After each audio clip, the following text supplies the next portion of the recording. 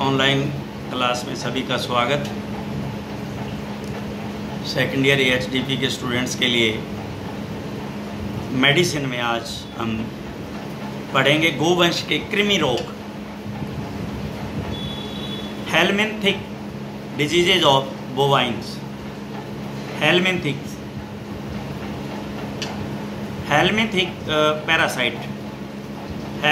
Parasite आपने +2 में पढ़े होंगे। हमने तो हमारे फर्स्ट ईयर में तो इसकी डिटेल पढ़ी थी पूरी की पूरी कि ये क्या होते हैं। तो इसका ये जो वर्गीकरण है यहाँ इन्होंने दे रखा है। तो ये हेलमिंथिक जो है वो होते हैं प्लेटी हेलमिंथिक और निमोथैलेमिंथिस एंड प्लेटी हेलमिंथिस। तो दो तरह के होते हैं। तो प्लेटी हेलमिंथिस प्लेटी हेलमिंथिस में चपटे कर्मी यानी कि फ्लैट वर्म्स होते हैं, और निमोथैलेमिंथिस के अंदर जो है वो गोल कर्मी आते हैं, राउंड वर्म। फ्लैट वर्म में ट्रिमेटोड और सिस्टोड होते हैं। तो ट्रिमेटोड में फ्लुक वर्म्स आते हैं जिनको हम पत्तीनुमा कहते हैं। इसमें भी 3 प्रकार के हैं, लिवर फ्लुक है, स्टोमक फ्लुक है और ब्लड फ्लुक है। सिस्टोड जो है में फीता कर्मी आते हैं जिनको हम टेप वर्म कहते हैं, और राउंड वर्म में निमेटोड आते हैं और निमेटोफोरा आते हैं। तो ये दोनों गोल कर्मी यानी कि होते हैं परजीवी। विशेष तौर से हमारे पास तो यहाँ हम ये 3 liver fluke, stomach fluke, blood fluke और टेप वर्म ये पढ़ेंगे, और एक जो है हमारे पास आएगा राउंड वर्म। तो यही हमारे कोर्स में है। तो इन 4 या 5 का ही हम इसको पढ़ेंगे। तो सबसे पहले हम लेते हैं लिवर फ्लूक को। लिवर फ्लूक क्योंकि ये कर्मी यकृत में पाया जाता है और ऊपर चिपका पाया जाता है, इसलिए इसे यकृत फ्लूक, लिवर फ्लूक कहते हैं। यह मुख्य रूप से भेड़ों का भी रोग है। यह रोग निम्न नामों से भी जाना जाता है: liver fluke, liver rot, hepatic fasciolosis और फेसियोलेसिस। इसको फेसियोलेसिस भी कहते हैं। फेसियोला हेपेटिका जो है वो नाम है उसका वर्म का, तो इसलिए फेसियोला हेपेटिका है, तो हेपेटिक फेसियोलेसिस भी इसको कहते हैं। ये डायग्राम दे रखा है नीचे, फेसियोला हेपेटिका कहते हैं इसको। इसका वर्णन में ये फ्लुक्स ऊपर नीचे यानी कि डोर्सो वेंट्रली चिपटे होते हैं। ये डोर्सल भाग होता है, ये वेंट्रल, ये तो आप पढ़ लिया आपने, जैसे हड्डी का ये डोर्सल, ये वेंट्रल, तो ये यूँ चिपटे होते हैं। ये डोर्सो वेंट्रली चिपटे हुए चपटी पत्ती के आकार का एक टुकड़े के रूप से हल्के या गहरे भूरे रंग का परजीवी है। इसके एक मुंह व एक आहार होती है। ये यूनिसेक्सुअल होते हैं, एकल लिंगी, अर्थात फ्लुक नर व मादा अलग अलग होती है। इसकी फैमिली फेसियोलिडी है तथा जीनस फेसियोला होता है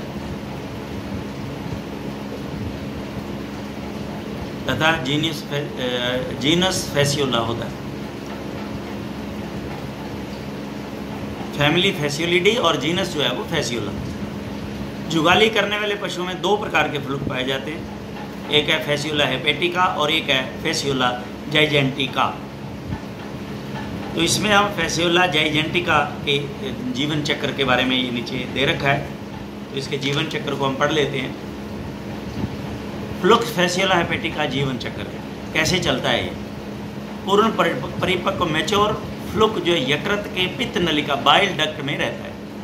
तो आप देखिए बाइल डक्ट कहाँ खुलती है, हमें पता है ड्यूडिनम में खुलती है, सबको पता है। आपने जो है जीआई ट्रैक्ट, डाइजेस्टिव सिस्टम पढ़ा हुआ है।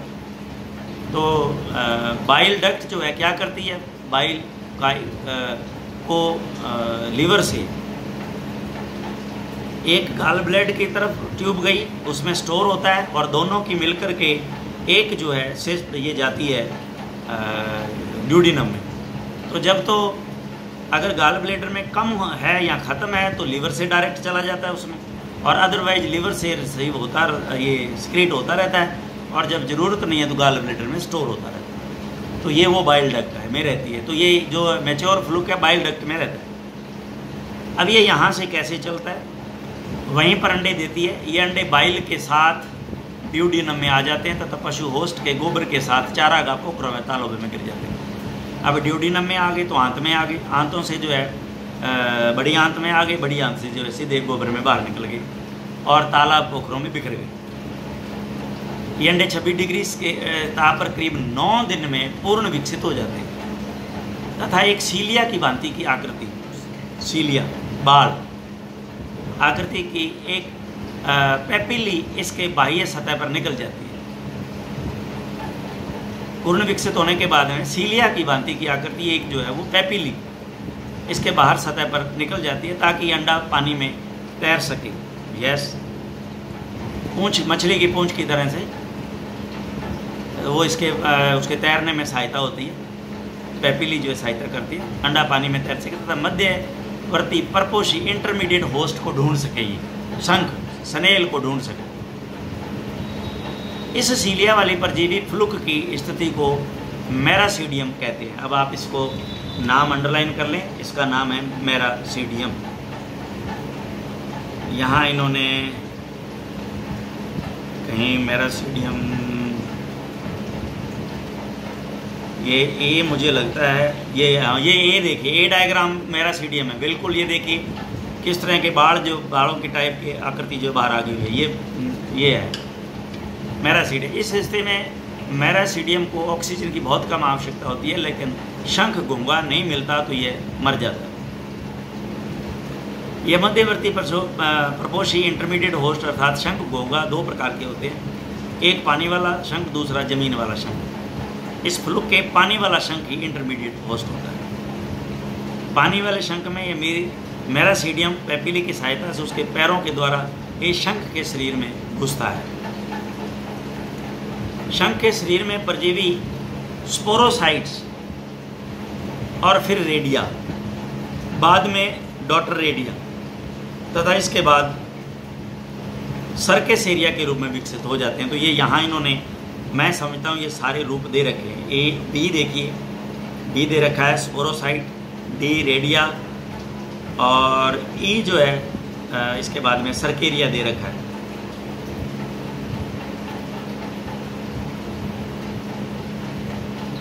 ई, हाँ ये देखिए, ये सर्केरिया, ये इसमें इन्होंने दे रखा है। और एफ जो है वो मेटा सर्केरिया है, बड़ा हो गया है। जी एडल्ट फ्लूक है, जी एडल्ट फ्लूक बन गया हुआ। और फिर ये वापस जो है वो फैसियोला हेपेटिका जो है इस तरह से ये विकसित हुआ। तो आगे ये जिस तरह से ये पढ़ते जा रहे हैं उसी तरह से आप पीछे इसको देखते चले जाओ। तो ये इसमें सर्केरिया, ये असंख्य सर्केरिया 4 से 7 सप्ताह बाद शंख से बाहर आकर पत्तियों आदि के चिपक जाते हैं। इस परजीवी की अवस्था को मेटा सर्केरिया कहते हैं। यह प्रजनन की दृष्टि के पूर्ण विकसित फ्लूक है तथा अपने ऊपर एक आवरण बना लेती है जिसे oocyst कहते हैं। इस oocyst को पशु पानी के साथ ही पी जाता है अथवा पत्तियों को खा जाता है, अर्थात oocyst पशु होस्ट के पेट में पहुंच जाता है। होस्ट के पेट में एंजाइम के द्वारा यह oocyst जो है मैच्योर फ्लूक के ऊपर से हट जाती है तथा यह फ्लूक ड्यूडिनम की वाल से चिपक जाती है तथा वहाँ 4 से 6 दिन रहती है। इसी ड्यूडिनम की दीवार में छेद करके यह फ्लूक सीधी यकृत लीवर तक पहुँच जाती है। लीवर में 5-6 सप्ताह रहकर वहाँ अंडे देती है। ये अंडे फिर बाइल डक्ट में चले जाते हैं। यह जीवन चक्र इसका पूर्ण हो जाता है। तो ये जीवन चक्र इस तरह के आपने पहले और भी फर्स्ट ईयर आ जाता है मेरे मुँह से, तो +2 में कहीं ना कहीं ज़रूर कोई पढ़ा होगा, अमीबा का पढ़ा होगा, हाइड्रा का पढ़ा होगा जीवन चक्र। तो ये इस तरह से ये जीवन चक्र आपने पढ़े, तो ये इसी तरह का इसका भी जीवन चक्र है। सिम्टम ये जो जिसमें पशु में आ जाते हैं उसके सिम्टम क्या है? रोगी की तीव्र एक्यूट अवस्था बहुत कम ही दिखाई देती है। इससे पशु में एंथ्रेक्स जैसे लक्षण आते हैं। नाक व गुदा मार्ग से खून आना शेष एंथ्रेक्स के लक्षण नहीं दिखाई देते। बस ये दो ही हैं। एक तो नाक से, ये जनरली जो है आप देखेंगे, मैं जब बाड़मेर था तो वहाँ ये भेड़ों में रोग पाया गया। जनरली वहाँ यही आता था कि हमारे भेड़ के सेफर में खून आवे। तो ये देखिए, ये इसकी निशानी है। और कई बार ये आता था कि जी कि मींगड़े सागे भी खून आवे, तो ये निशानी है इसकी। देखिए एंथ्रेक्स जैसे नाक और गुदा मार्ग से खून आना शेष एंथ्रेक्स के लक्षण, बाकी नहीं आते हैं। बुखार नहीं होता इतना ज़्यादा, क्योंकि उसमें बहुत ज़्यादा हो जाता है। दीर्घकालीन अवस्था क्रोनिक स्टेज में हल्का बुखार है और अनीमिया हो जाता है। अब मेन जो सिम्टम इसको लिखें, वेरी 4 बार लिख लें, वेरी इम्पोर्टेंट। यही मिलता है फील्ड में मेरे को। और गाय भैंसों में ये जैसे ही आप देखो तुरंत जाइलाजीन पिला दो, आपका कल्याण हो गया। वो कहेगा यार डॉक्टर बहुत समझदार आया। Underline again I am requesting you, इसको आप अपनी क्लिनिकल डायरी में ज़रूर लिखें। इसको निचले जबड़े पर गलतियाँ आंतरण यानी अडीमा, बोटल जा जिसको कहेंगे, लिखा यहाँ ले आया, ये बोटल जा बन जाता है यहाँ पे। ये देखिए इस तरह से इसके नीचे यूँ भर जाएगा पानी जैसा, और ये बोतल लगेगी यूँ अंदर, ये ज़्यादा और ये पतला, बोतल की शक्ल, तो इसको बोतल जा कहने लग जाते हैं। जहाँ भी आप ये देखो, ये मैंने यहाँ केसरी सिंहपुर में, यहाँ गंगानगर में बहुत केस हैं। केसरी सिंहपुर में इस तरह की सोलंग के 3-4 डॉक्टरों के पास वो दिखाते रहे। वो एंटीबायोटिक और होस्टाकोटिन वगैरह जो है उन्होंने लगाया, लेकिन ये मेरे को, क्योंकि मैं बाड़मेर रहा था तो मुझे इसका नॉलेज था। बाड़मेर से आया था मैं 1.5 महीना लगा कर, 8-9 महीने लगा के, तो वहाँ इसकी जानकारी मुझे हल्की थी। तो जैसे केसरी सिंहपुर आया तो वो मेरे पास आया, कहता है जी यहाँ ये जो सोजन आ गई, यहाँ वो ये इसको जबड़ा नहीं बोलते, कहते जी गल सूझ गया। अब गल तो ये होता है पंजाबी में, यहाँ कहेंगे गल सूझ गया, तो ये गल तो ये है। यहाँ भी ये गर्दन को ही गल बताना शुरू कर देते हैं पंजाबी तो एक्चुअल में क्या है, नेक, ये गला कहते हैं इसको, गला। तो ये सूजा नहीं है, जबाड़ा सूजा है। जबाड़ा सूजा और गले सूजे में रात दिन का फर्क है। गला सूजने का मतलब है गलगोटू, जबाड़े के नीचे सो जाने का मतलब है लीवर फ्लू। ये इसमें इतना डिफरेंस है। तो आप इसको, मैं जैसे बोल रहा हूँ आप अपनी क्लिनिकल डायरी में एज इट लिख लो, ये मेरा प्रैक्टिकल है। तो ये इसको बोतल जा कहेंगे। अब लीवर सिरोसिस हो जाएगा। ये सिरोसिस क्या होती है लीवर का, पहले हमने पढ़ लिया। फाइबरस हो जाता है, हार्ड हो जाता है लीवर। पशु के दस्त हो जाते हैं, चला नहीं जाता। भेड़ में ऊन हटकर दब्बे से हो जाते हैं तथा पशु कमज़ोर होकर मर जाता है। तो वहाँ तो दस्त वाले आते थे ज़्यादातर, कह जी भेड़ के दस्त लग गया और जबाड़ो सूझ गया, ये आता था। उनको तो पता था क्या देना है लोगों को। ये भी बड़ी हैरानी की बात है। डायग्नोसिस, लक्षणों के आधार पर पशु के गोबर व भेड़ की मींगड़ियों की प्रयोगशाला में जांच करने पर उसमें फ्लूक के अंडे पाए जाते हैं। शव परीक्षण के दौरान फ्लूक यकृत पर व अंदर एवं बाइल डक्ट में एग्स मिलेंगे, उसके फ्लूक भी मिल जाता है। ट्रीटमेंट, इस रोग की हेक्साक्लोरोइथेन विशिष्ट औषधि है। हेक्साक्लोरोइथेन, देखिए आप, हेक्साक्लोरोइथेन, तो वो तो वैसे ही मांगने आ जाते थे वहाँ। तो क्या जी बा दियो जी नीलड़ी दवाई दियो जी बा, बकरियाँ लागी इंगे भेड़ा ला गया, दस्त ला गया बा, नीलड़ी दवाई दियो। कई बार वो नीलवर्म भी मांग लेते थे आके, जी नीलवर्म वाली डबड़ती दियो, मैंने आईडी है तो अस्पताल में। वहाँ बाड़मेर में नीलवर्म बड़ा चलता है। तो ये काव 6 महीने की उम्र वाले को 15 ग्राम, हीवर को 30 ग्राम, कैटल को 45 ग्राम। ये 45 ग्राम डोज है इसकी। इसके बाद में एवलोथेन, हेक्साक्लोरोइथेन और साराबाई का पाउडर है हेक्साथेन। इसके बाद में इसकी खुराक है 10 से 15 ग्राम 100 kg बॉडी वेट पे। पशु को दवा पिलाने के बाद सूर्य की रोशनी में नहीं निकालें। कार्बन टेट्राक्लोराइड, वहाँ पे ज़्यादातर ये भी चलती है कार्बन टेट्राक्लोराइड, बड़ा 1 ml भेड़ ने पिला दियो भाई। वो खुद ही आते थे हमारे पास, कह जी बात दियो थे दवाई 1 ml पिलावा जी की बात दियो थे। अब वो कार्बन टेट्राक्लोराइड की 400 ml की, शायद 450 ml की शीशी आती थी अस्पतालों में, तो हम उसको दे देते थे, नाम लिख लेते थे, भाई कितनी बेड है तेरी, उसको मिन के दे देते थे, क्या जी 600 बेड हैं, तो बस ये एक ले जा, छोटे को आधा ml पिलाना, तो 400 ml की शीशी बंद दे देते थे। पशु बड़े में 5 ml, बछड़ों में 2 ml, भेड़ बकरी में 1 ml। ध्यान रखना, कार्बन टेट्राक्लोराइड 1 ml से ज़्यादा दे दी तो आपने नुकसान कर लेना है, ये ध्यान रखें। सावधानियाँ, दवा की विषाक्तता से बचने के लिए पशु को 12 घंटे भूखा रखें, सुबह खाली पेट पिलावें, उस दिन पशु को छायादार स्थान पर कम से कम 4-5 घंटे रखें। दवा को जहाँ तक हो सके पैराफिन में मिलाकर पिलावें, जहाँ तक हो सके नहीं, पिलानी ही पैराफिन में मिलाकर है, ये ध्यान रखना। या कोई स्वीट ऑयल ले लें, 1 ml उसके अंदर मिला के यूँ अगर पिला दी तो जो है नुकसान है बहुत बड़ा, जानवर हो सकता है मर जाए, सांस नहीं आएगी उसको, क्योंकि घुटन हो जाएगी गले में उसके पिलाते ही। तो इसको देना ही जहाँ तक संभव नहीं, ये शब्द ही गलत लिख दिया इन्होंने, 100% आपको इसमें किसी स्वीट ऑयल या लिक्विड पैराफिन में मिला के ही इसको देना चाहिए। अब जो आती है इसकी बेस्ट दवाई जो मैंने यूज़ की इधर यहाँ गंगानगर में, वहाँ तो यही चलती थी, कार्बन टेट्राक्लोराइड और नीलवर्म दे दियो जी माने। अब यहाँ जो डिस्ट्रोडिन हमने देखी, डिस्ट्रोडिन गोलियाँ आती हैं फाइजर की, ये बहुत अच्छा काम करती हैं, 10 से 15 मिलीग्राम पर kg बॉडी वेट मुँह से, यह गोली के रूप में भी आ रही है। एक गोली 13 kg body weight for sheep और 100 milligram tablet 1 bolus 100 kilogram for cattle, और 1 ग्राम टेबलेट और 1 ग्राम टेबलेट की 2, एक गोली 20 kg बॉडी वेट फॉर काफ। जो मैंने यहाँ यूज़ किया वो बेस्ट दवाई वो है जेनिल, लेकिन इसकी एक ही आजकल तो ये 100 ml वाली शीशी में आने लगी, पहले आती थी इसका 400-450 ml का वो डब्बा आता था, तो ये महंगी बड़ी पड़ती थी।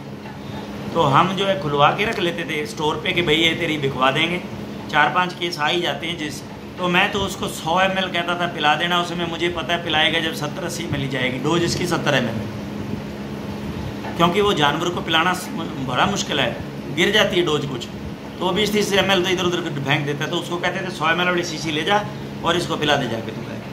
तो जेनिल ऑक्सीक्लोजानाइड, ये बेस्ट रिजल्ट मैंने लिया है, इसको लिख लो आप, सबसे बेस्ट रिजल्ट देने वाली दवाई जेनिल ऑक्सीक्लोजानाइड, ICIC की आती है, ICI का 30 ml पर 100 kg बॉडी वेट, तो 300 का होता है जानवर, 350 का, तो 100 ml इसकी डोज बनती है। मैक्सिमम डोज कैटल 100 ml, मुँह द्वारा शीप 1 ml पर 3 kg बॉडी वेट, तो ये लगभग 10 ml डोज बनती है।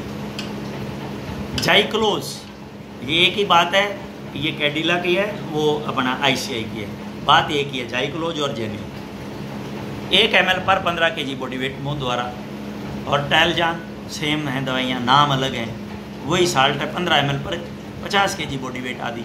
सहायक दवाइयों में बेलामिल, बोविनिल, फोर्ट आदि जो है वो लगा दी। तो ये इसके बाद में रोकथाम, प्रिवेंशन कैसे करेंगे, हमें पता है इसका जो है होस्ट कौन है, वो जो इंटरमीडिएट होस्ट कौन है, स्नेल है, तो उनको ख़त्म करो, कॉपर सल्फेट डाल दो, स्नेल्स को इकट्ठा करें व जला दें, तालाब विशेष प्रकार की मछलियाँ, लीचीज डालें, बतख पालें, पशुओं को शुद्ध पानी पिलाएं, पशुओं को ऐसी जगह चराएं जहाँ शंख नहीं हो। चारा गांव पर 1 पार्ट कॉपर सल्फेट, 4 पार्ट जो है मिट्टी मिलावें, इसका 20 से 30 पाउंड पर एकड़ के हिसाब से डाल दें, फिर 1 सप्ताह के अंतराल पर फिर डाल दें। पशुओं को समय समय पर डीवर्मिंग कराएं।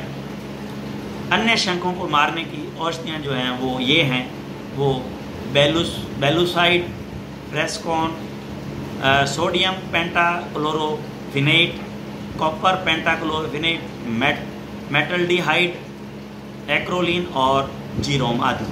तो ये जो है उनको मारने की दवाइयाँ हैं शंख को। तो आज हम इस एक ही disease very very important liver fluke, इसके बारे में हमने जानकारी जो हासिल की। तो नेक्स्ट जो है हम हमारा एम्फिस्टोमियोसिस हम हमारे नेक्स्ट जो है लेक्चर में इसको लेंगे। Thank you very much.